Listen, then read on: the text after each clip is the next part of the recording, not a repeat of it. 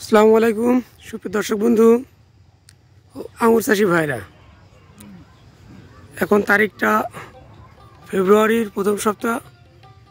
তো দেখেন কি সুন্দর শাখা বের হয়েছে নতুন আঙুর গাছ থেকে।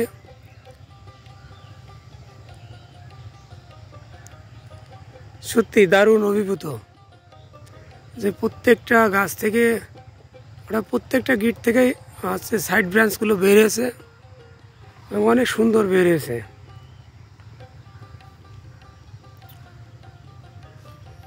দেখেন দুই একটা ছাড়া কিন্তু সবগুলো থেকে কিন্তু বের হয়েছে।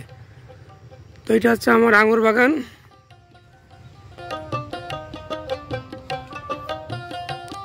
তো এটাতে আমি কেমিক্যাল ইউজ করছিলাম, অর্থাৎ মেডিসিন। তো ইউজ করার ফলে দেখেন কত সুন্দর বার্ড বের হয়েছে। অনেক গাছে ফুল চলে আসছে। ফুলটা আমি আপনাদেরকে দু একদিনের মধ্যে দেখাবো, অনেক বড় বড় ফুল, সেটাও দেখাবো।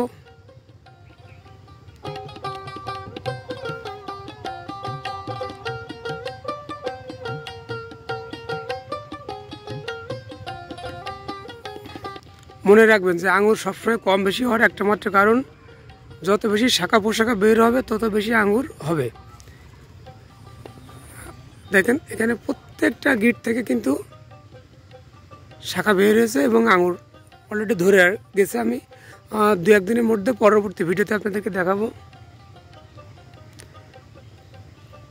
তো এই বার্ডগুলো অনেক সময় বেশিরভাগ ক্ষেত্রে প্রকৃতির নিয়মে ফোটে, কিন্তু সেক্ষেত্রে বা হয় সেক্ষেত্রে একটা দেরি বা একটা লেন্দি প্রসেসে চলে যায়।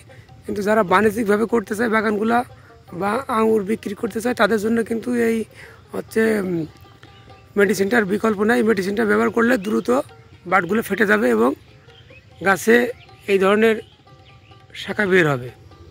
দেখেন প্রত্যেকটা বার্ড থেকেই, প্রত্যেকটা গিট থেকেই মোটামুটি বের হয়েছে। এখান থেকে একটাও মিস হয় নাই। দু একটা হতে পারে, এটা স্বাভাবিক।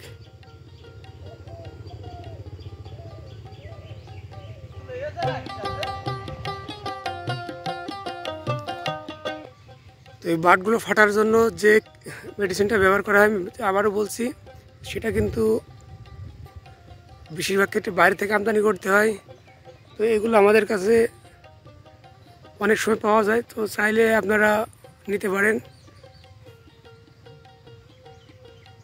তো যারা বাণিজ্যিকভাবে করতে চান তাদের জন্য কিন্তু এটা বিশেষভাবে গুরুত্বপূর্ণ। আর যারা শখের বসে কিংবা দু একটা গাছের জন্য ব্যবহার করতে চান, তারা চাইলেও নিতে পারেন, না চাইলেও নিতে পারেন, কিন্তু তাদের জন্য একটু দেরিতে ফুটবে। এই বার্ডগুলো দেখেছেন কত সুন্দর, প্রত্যেকটা গিট থেকে বার্ডগুলো বের হয়েছে।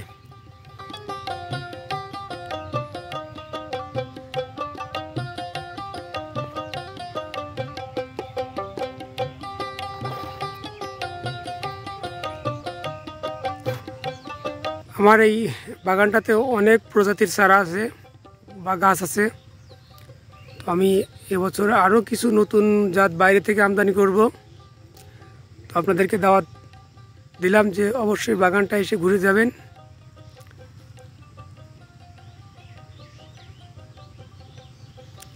তো ধন্যবাদ দর্শক। দু একদিনের মধ্যে আমি আপনাদেরকে আঙুর গাছের যে কড়ি বা ফুল আসছে সেগুলো ভিডিও দেখাবো। ধন্যবাদ সবাইকে সাথে থাকার জন্য।